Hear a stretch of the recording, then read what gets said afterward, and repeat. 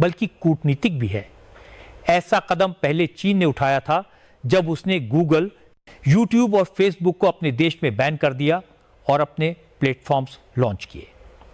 वजह थी डेटा सुरक्षा और अमेरिकी जासूसी से बचाव। अब भारत ने भी उसी राह पर कदम रखा है, लेकिन अपने तरीके से।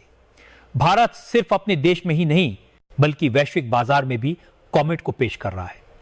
शुरुआती चरण में इसे 32 देशों में लॉन्च किया जाएगा, जिनमें ऑस्ट्रेलिया, इंडोनेशिया, अरब देशों के साथ कई अफ्रीकी देश शामिल हैं। अमेरिका पर इसका आर्थिक असर भी बहुत बड़ा होगा। गूगल, इंस्टाग्राम, व्हाट्सएप और ट्विटर के सबसे ज्यादा यूजर भारत में हैं। अगर भारत एक दिन के लिए भी इन सेवाओं को बंद कर दे तो अमेरिका को अरबों डॉलर का नुकसान होगा, और अगर कॉमेट ने इनकी जगह ले ली तो यह नुकसान रोज का हो जाएगा। लेकिन दोस्तों, कॉमेट सिर्फ शुरुआत है। भारत जल्द ही ट्विटर, इंस्टाग्राम और व्हाट्सएप जैसे ऐप्स के भी भारतीय वर्जन लॉन्च करने की तैयारी में है। यानी आने वाले वक्त में हमारा हर मैसेज, हर फोटो, हर वीडियो भारत के सर्वर पर रहेगा और भारत के कंट्रोल में रहेगा। और यही वजह है कि अमेरिका की नींद उड़ चुकी है। खबर है कि अमेरिकी राष्ट्रपति डोनाल्ड ट्रंप ने पीएम नरेंद्र मोदी को अमेरिका आने का न्योता दिया है ताकि इस पूरे विवाद को बातचीत से सुलझाया जा सके।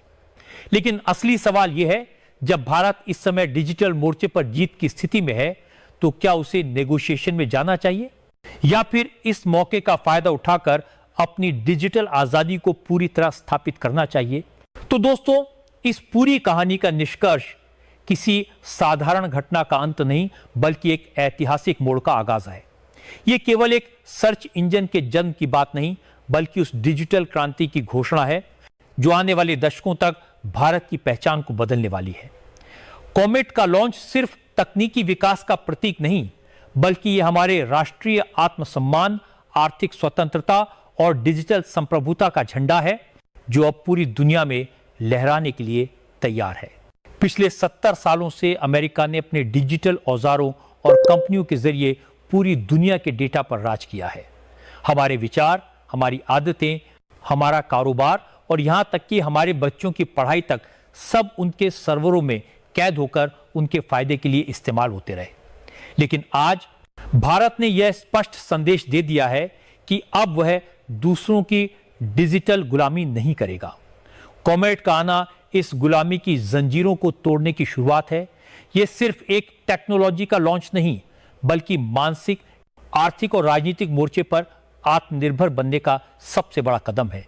कॉमेट के जरिए भारत ने यह भी साबित कर दिया है कि वह अब तकनीक का सिर्फ उपभोक्ता नहीं बल्कि नवाचार का निर्माता भी है।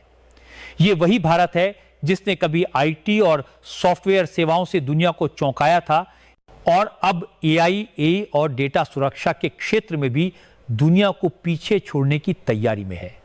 यह कदम केवल हमारे देश के 140 करोड़ नागरिकों के डेटा को सुरक्षित रखने का वादा नहीं बल्कि विश्व के सामने एक आदर्श स्थापित करने का प्रयास है कि तकनीकी प्रगति के साथ साथ निजता और संप्रभुता भी सुरक्षित रह सकती है।